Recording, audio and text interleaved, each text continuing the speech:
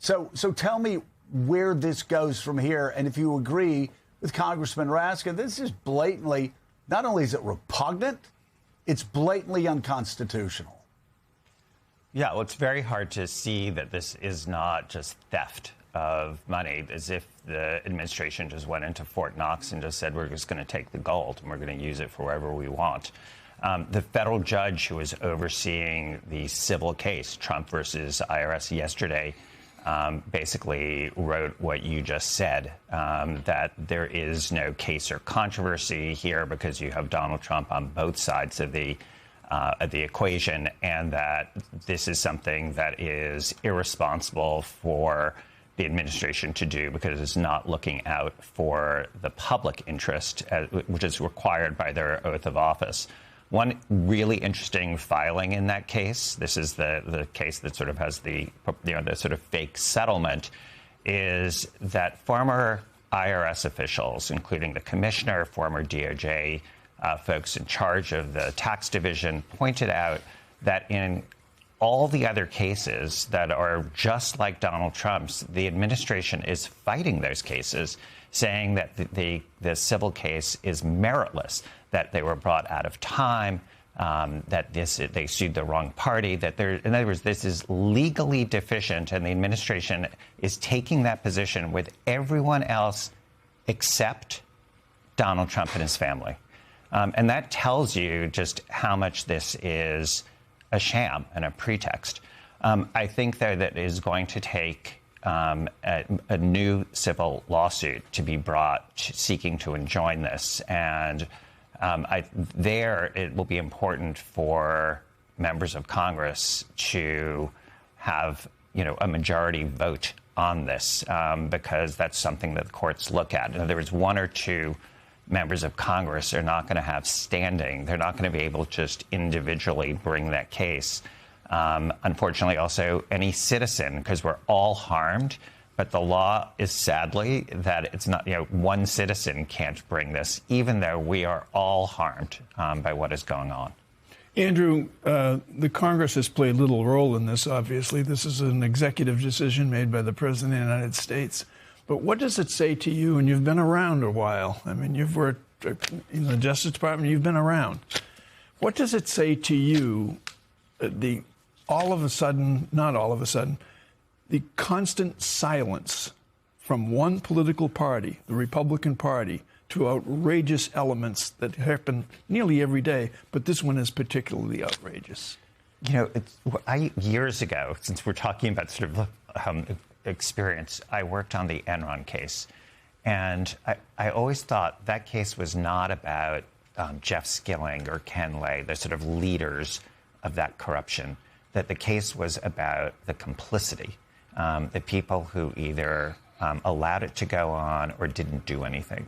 And that is exactly the story here. You have Donald Trump, who is being Donald Trump, and you're seeing just one outrage after the other that Joe recounted.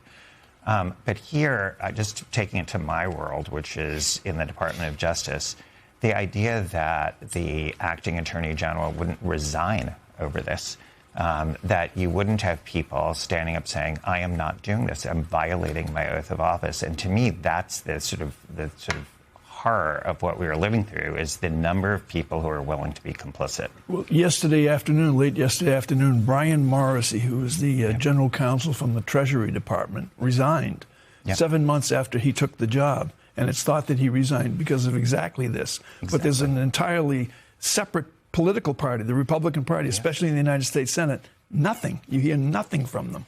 But this is one where, I'm a lawyer, I'm not a political analyst, but you do have to think that in something like this, it reminds me of sort of the Alex Preddy shooting, because people could see it and they could judge for themselves. And here, this is not a hard story to understand.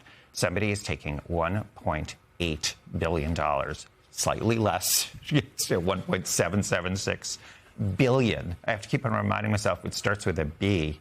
And that is something that I think people can get their arms around when you're sitting there looking at gas prices, you're trying to make ends meet, and you're thinking, wait a second, why would that money be being used for giving it out to people like the J6 defendants. And we have, by the way, it's not really speculation as to how the money is going to be used. Michael Flynn just got well over $1 million, and he admitted his guilt in federal court, and he was paid out. So the idea that this wouldn't be used in a similar fashion, I think it's fanciful. Yeah, $1.776 billion for this, $1 billion now. The Congress is asking for a ballroom, all taxpayer money at a time when Americans are hurting. Let's turn to the book, Andrew. It is titled Liar's Kingdom: How to Stop Trump's Deceit and to Save America. There's been a lot of talk about teaching civics again, which, as you write, is very important. We got to remind people how this government is supposed to work. Yep. But it needs to go further than that. So what are some of your approaches? So my take on teaching civics is, of course, we need that. But I analogize in the book, that's like, the Titanic hits an iceberg and the captain says, I really think we need to invest in better radar. I mean, we do need to teach civics. It is important. It's necessary because we obviously have a huge segment of society that needs to sort of understand what our fundamental principles are. But that's not an immediate solution. What I really address, the elevator speech of this, is sort of a truth in advertising for politicians. We have a problem of lying by political people in office, by candidates who are running, and we really exempt them from something that applies to so many other people. I talked about Enron, and there Jeff Skilling and Ken Lay were convicted for lying about the state of affairs within Enron to the public. They can go to jail. They can pay tons of money for lying. Roger Stone and Paul Manafort that lied to, as found by juries or their own mouths admitting it, to Congress, to banks, to the Department of Justice. So there are all sorts of ways that we deal with lies.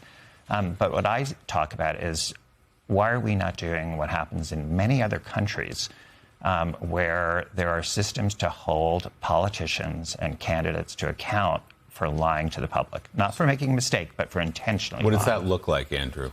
So let's just take Brazil, where Bolsonaro, who is remarkably similar in so many ways to Donald Trump, and he was criminally prosecuted for engaging in an insurrection.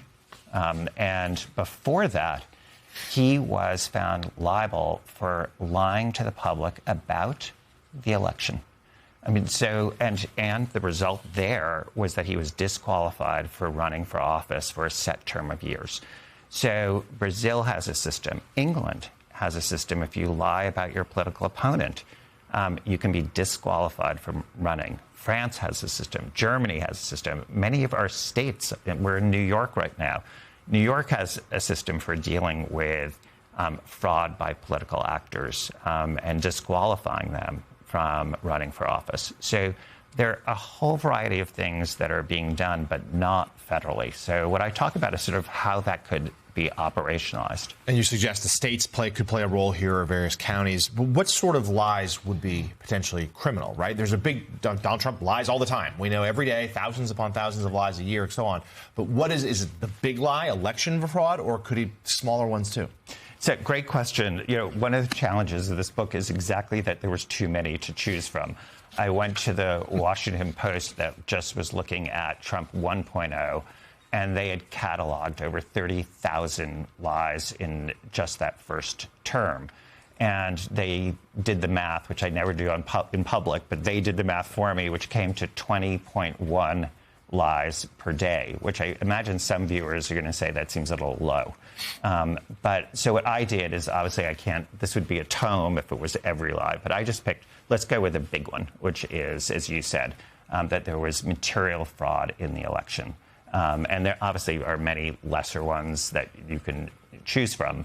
But I decided, let's take that. It was a useful one because you could also compare it to the Brazil case, where you had a very, very similar lie, and they took action. And Andrew, 48 hours ago, with the acting attorney general on TV saying, we're going to continue to pursue new evidence about the 2020 election. There's evidence out there, and we're going to get to the bottom of this. What is that about?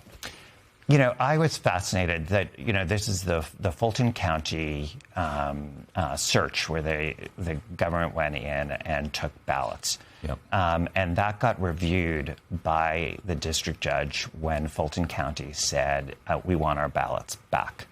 And one of the most remarkable things about the judge reviewing that is that he looked at the FBI affidavit and did not endorse that there was even probable cause of a crime. It was really remarkable, a lengthy decision where he did, the natural thing would be to say, oh yes, of course there was probable cause there, did not say it. So, my view on that is let's wait. So, you want to say there's all this other proof? We've been waiting for years. We've had Donald Trump say, oh, I'm going to give a press conference where I'm going to give irrefutable evidence of material fraud. We're still waiting. So that's one where every court that has looked at that issue has rejected it. Every single one. The new book is titled Liar's Kingdom, How to Stop Trump's Deceit and Save America. Author, MS Now legal analyst Andrew Weissmann. Always good to see you. Congrats on the book. Thanks. Thank you so much.